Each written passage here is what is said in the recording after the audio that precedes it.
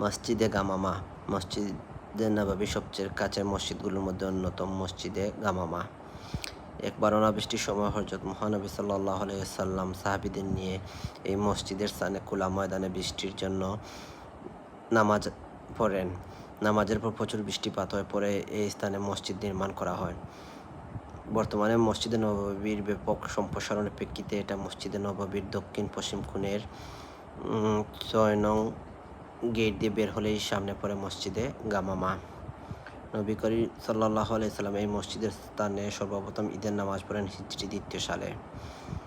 নবী করিম সাল্লাল্লাহু আলাইহি ওয়াসাল্লাম ময়দানে ২ ঈদের নামাজ আদায়ের জন্য ঈদগাহ হিসেবেও ব্যবহার করেছেন।